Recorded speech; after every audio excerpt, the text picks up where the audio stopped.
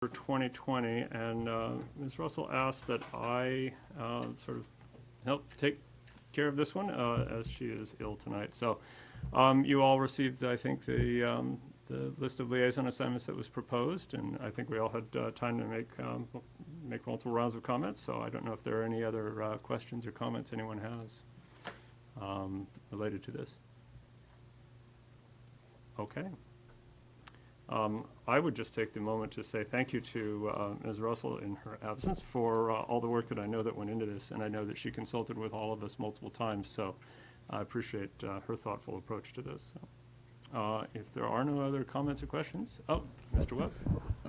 Just a quick question, comment about the VSBA liaison and the assembly delegate. Is there going to be an assigned backup just in case I can't make the conference?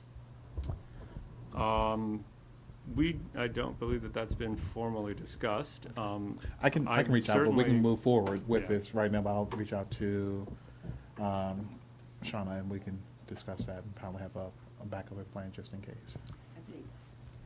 Ms. Litton? In the past, I know we did have a backup because Aaron was the backup in the past, so. Right, and so if we were to carry in that tradition, the chair being the backup would be a sensible approach as a start, but we should please let's talk about this one, and we can always approve an addendum to this if we need to. Any other thoughts or comments on this? All right, then I would entertain a motion related to the school board liaison assignments. I move that the school board approve the school board advisory committee liaison assignments as presented. Thank you, Ms. Litton. Is there a second? Second. Thank you, Ms. Downs. Ms. Goodell, do you think we need a roll call, or is this voice vote, do you think? Voice vote, I would think. All right, all those in favor, say aye. Aye. Any opposition or abstention? Hearing none, that's approved as well. Thank you. And now we will move to 9.05, approval in the second reading and adoption of policies. And I would turn this over to Ms. Vincent. Good evening. We have two policies for second reading tonight. The first is policy BDA, regular school board meetings. This would replace the current bylaw 2.23, which had previously been partially replaced by another one of the lettered policies. Following first reading in January, there were no proposed changes to this policy on regular school board meetings. Any questions about proposed policy BDA? Hearing none. The second policy for this evening is policy BDDH, public participation at school board meetings. This policy would also appear at policy KD in the community section of the school board policies, and it would replace school board bylaw 2.30. There was one minor change at line 16, making the word say if the speaker did have any, if the school board had any further information, the member could address the speaker with permission of the chair. Any questions about policy BDDH? That's it for our second reading for tonight. Okay, are there any questions? I did see, Mr. Reitinger, you made the I'm about to ask you a question face, so all right, thank you then. All right, just checking. All right, then if I would entertain a motion related to these policies. Ms. Downs? Mr. Chair, I'd like to move that the school board approve second reading and adoption of policies BDA, regular school board meetings, BDDH, also policy KD, public participation at school board meetings. Thank you very much. Is there a second? Second. Thank you, Ms. Dimick. All those in favor, say aye. Aye. Any opposed or abstain? All right, the motion passes then, thank you. And we will move on to 9.06, approval of first reading of policies. Great. For first reading tonight, we only have one policy. It's policy IIBEA, which would also appear in GAB, acceptable computer system use. This policy would replace two current policies, 8.32 and 9.40, which is titled FCCPS Internet Safety and Acceptable Use of Electronic Media.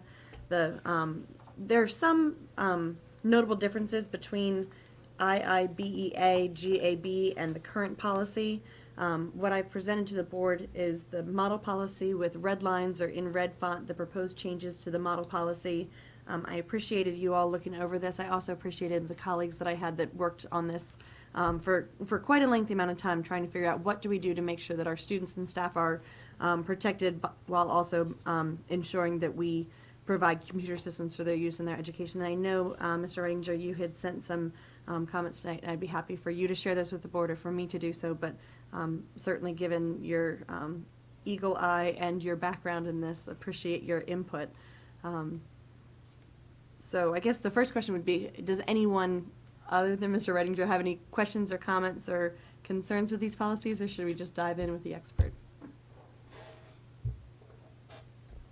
Mr. Reininger? Well, thank you. By the way, Ms. Minson, I thought it was an exceptionally well-done policy, and I thought your changes were really good. I have done this for about 20 years, so I thought I'd make a few suggestions. Great. And they're just relatively, I think, in context, minor ones. In the second paragraph, on the first page, in lines 19 through 24, I suggested making a few changes to make the scope of authorization clear, because sometimes the words used were perhaps more narrow than they needed to be. So I'll just read the version as I suggested with changes, or I can say what the changes are if that's helpful.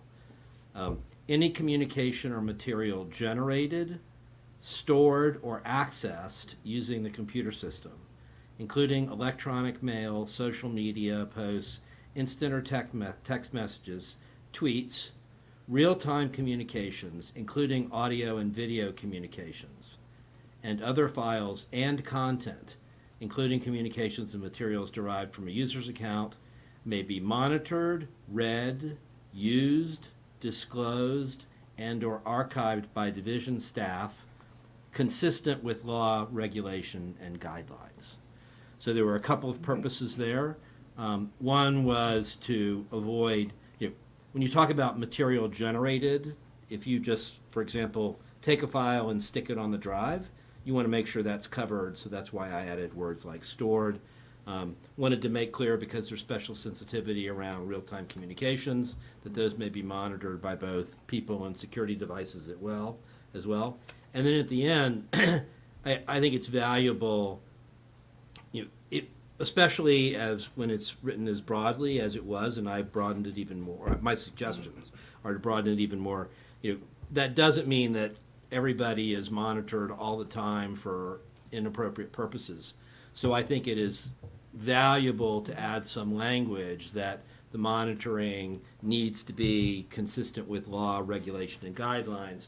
Presumably that any monitoring would be for a security or educational purpose, for example. Those are the sorts of controls that are usually not written in the policy but will be in the guidelines. And so for my first set of changes, it was broaden the language and then add a little bit of a caveat that isn't really a caveat, it just makes the intention clear that the monitoring, we're not living in a panopticon, but we monitor, or the school system, I should say, monitors for legitimate purposes. And I think those changes are all excellent. Any comments on those suggested changes on that general text?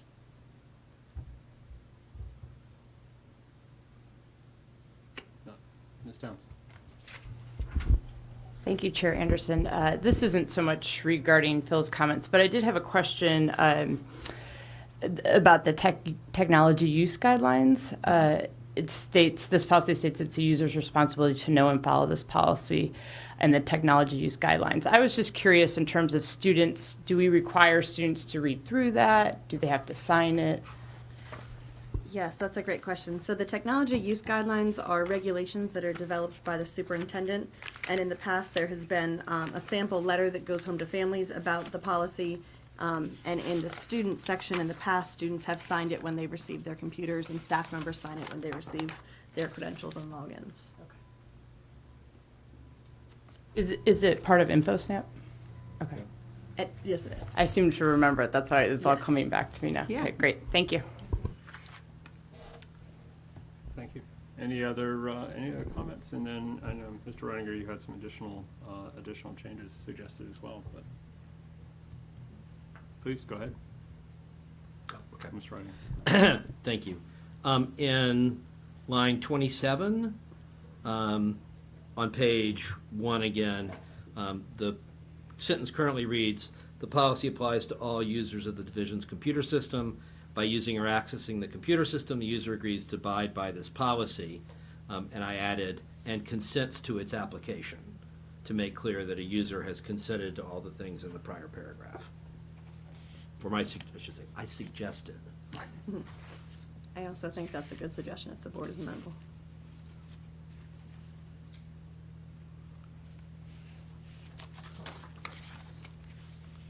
Okay, continue, please. The next one is really more sort of a question, I think, for Ms. Menson than, there are some comments, but it deals with the paragraph that rolls over from page 2 to 3, beginning with line 42 on the second page. The first sentence says, "Software or services for instructional use by students cannot be installed unless approved in the educational approval process." And I sort of wondered why the statement was limited to software for instructional use with students, because the negative pregnant of that is that if it's software that's not for instructional use, there's no divisional control over what that is. And then the last sentence of that paragraph sort of makes that explicit. It says, "Staff and students may install and download software and/or services to enhance their personal learning and productivity." I've honestly never seen anything like that in an acceptable use policy. Usually the restriction is, only approved software can be installed. And this says relatively explicitly that, if somebody wants to install a piece of malicious code or an unvetted app on their system, that there's no control over that. I mean, there's an implicit, it says, may install and download software enhance their personal learning or productivity. So I guess the question for me is, what's the rule really going to be for installation of third-party software, including browser extensions, and do those things need to be explicitly approved, or is there a limited class where they need to be approved? But I would definitely say, if we don't mean to say that it's a free-for-all in terms of installing software on your FCCPS issued laptops, we ought not say that. Right. As far as the first sentence, and I think you're absolutely right, we need to say that software and or services may not be installed or downloaded on the division's computer system, with the exception of instructional use software that has been approved through the educational software approval process. So I'll retweak that language so it's explicitly clear. As far as the second sentence in that paragraph, that staff and students may download and install software and or services to enhance their personal learning and productivity, the discussion that the team had when we talked about this was if a student is working on a particular project for MYP and they need to have software online, or if a teacher is using a program to put together data, we'd want them to be able to use that. So I can go back and speak with Dang and Steve Knight to see would there need to be an approval process of that at each school level. Ms. Michael? I think part of the conversation with instructional staff was with Apple. They really felt that students or staff needed to be able to download apps that help them, whether they were apps that help them with tracking a to-do list or keeping track of homework or logging milestones in a project. And I think it was that concept of should we allow students with their Apple ID to download apps was part of that conversation. And I think they really felt like giving people the tools that they needed to be more productive was really what led to this language. And I don't know that that's the right answer, but that was the conversation that I recollect. That's right. I would suggest a narrower statement.